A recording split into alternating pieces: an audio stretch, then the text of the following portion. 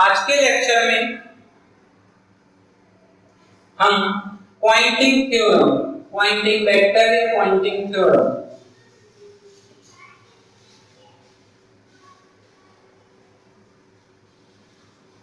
Poynting vector या theorem के बारे में पढ़ेंगे। ठीक है, तो मैं ये सबसे पहले हम इसकी डेफिनेशन पढ़ लें। डेफिनेशन क्या होती है?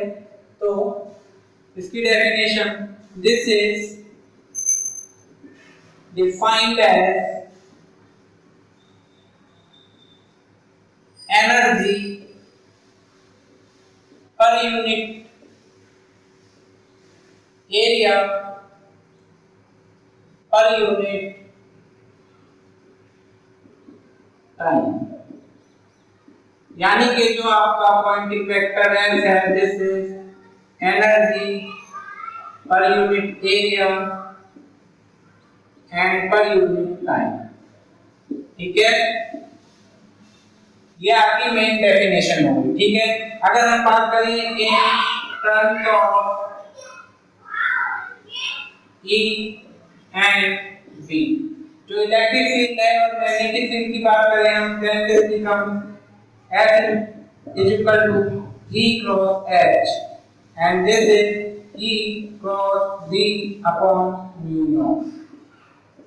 तो ये आपका पॉइंटिंग वेक्टर हो गया। पॉइंटिंग वेक्टर से हम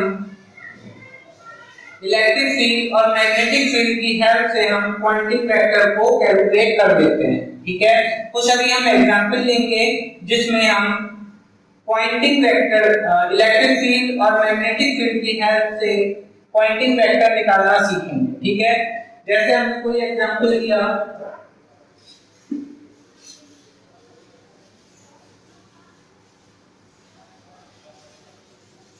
इसको मैं थोड़ा साइड से लिख देता हूं, S is equal to E cross B upon mu naught। ठीक है, तो हमने एक एग्जांपल ले लिया, E is equal to E naught cos 10 to the power 8 t minus 5x into I। ठीक है, आपको ये इलेक्ट्रिक फील्ड दिया हुआ है।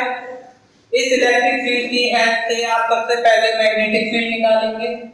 मैग्नेटिक फील्ड निकालने के बाद उसका क्रॉस मल्टीप्लाई करेंगे। क्रॉस मल्टीप्लाई करने के बाद आपको पॉइंटिंग वेक्टर मिल जाएगा। ठीक है, तो सबसे पहले अगर हम मैग्नेटिक फील्ड की बात करें, मैग्नेटिक फील्ड हमको मिल जाएगा K cross E upon omega. ठीक है, अगर हम इसकी बात कर रहे हैं तो आपको मिल गया K और यहाँ पे इसकी डायरेक्शन देख रहे हैं, this is I, K cross I into cos 10 to the power 8 t minus 5x और ओमेगा की वैल्यू की बात कर रहे हैं, ओमेगा है this is 10 to the power 8।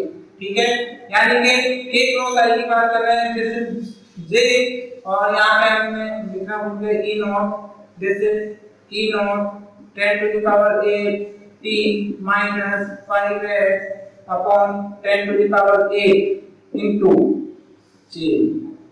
ठीक है, अब आपके पास मैग्नेटिक फील्ड भी है, इलेक्ट्रिक फील्ड भी है, अब आप पॉइंटिंग वेक्टर को कैलकुलेट कर सकते हैं। देन दिस इज, अब यहाँ पे हम डायरेक्शन देख रहे हैं, this is J and this is I, this is I into J, यानी कि I cross J। Okay, this is cos, this becomes cos square minus 5x upon mu naught into 10 to the power 8। Okay, this is I cross J, I cross J जो है आपका क्या हो जाएगा, then this becomes cos square 10 to the power 8 t minus 5x upon mu naught into 10 to the power 8 into K। ये आपका हो गया पॉइंटिंग वेक्टर। ठीक है, पॉइंटिंग वेक्टर निकालने के बाद आप आंसर लिख सकते हैं। ठीक है, यानी कि जो इलेक्ट्रिक फील्ड दी हुई थी उसकी हेल्प से सबसे पहले हमने मैग्नेटिक फील्ड निकाल लिया और मैग्नेटिक फील्ड से आपने पॉइंटिंग वेक्टर भी कैलकुलेट कर लिया। ठीक है, अब हम कुछ एग्जांपल, कुछ क्वेश्चन लेंगे जो प्रीवियस ईयर आ चुके हैं।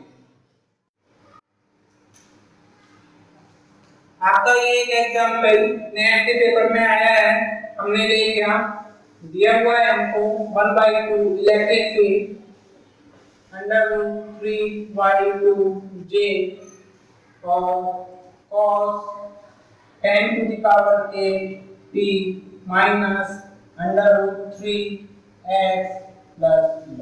ठीक है, ये आपको इलेक्ट्रिक फील्ड दिया हुआ है और इस इलेक्ट्रिक फील्ड की हेल्प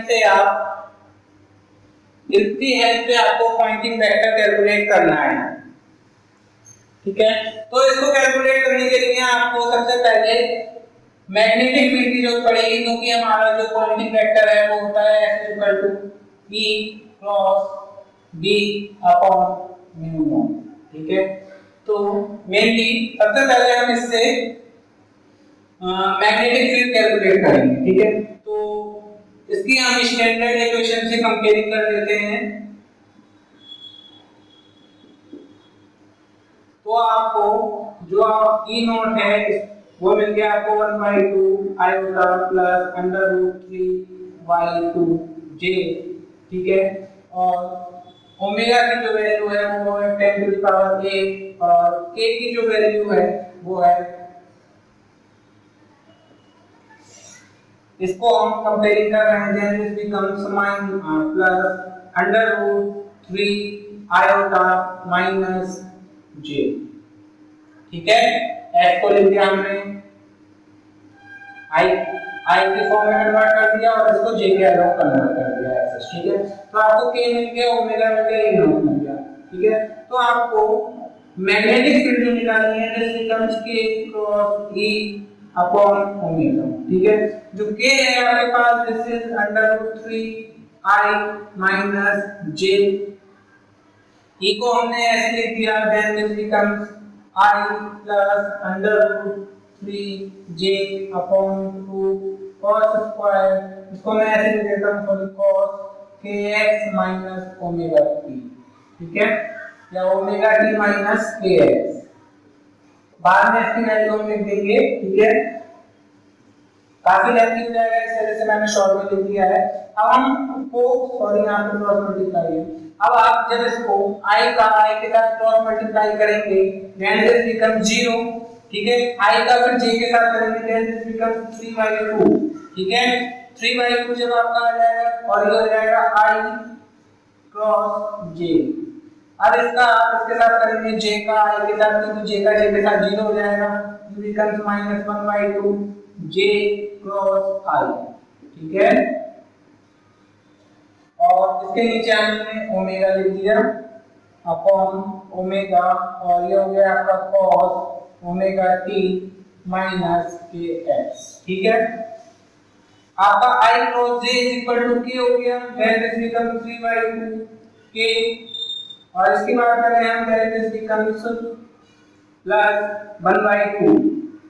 ठीक है, और ये भी आपका k हो जाएगा अपोजिट डायरेक्शन में upon omega then this becomes cos omega t minus kx। ठीक है, यानी कि जो आपको इलेक्ट्रिक फील्ड मिल गया this becomes 2k upon omega cos 10 omega t minus kx। आपको ये मिल गया मैग्नेटिक फील्ड। ठीक है, आपके पास इलेक्ट्रिक फील्ड भी हो गया, मैग्नेटिक फील्ड भी हो गया। अब आप इससे पॉइंटिंग वेक्टर कैलकुलेट करेंगे। ठीक है, तो इसे निकालने के लिए आप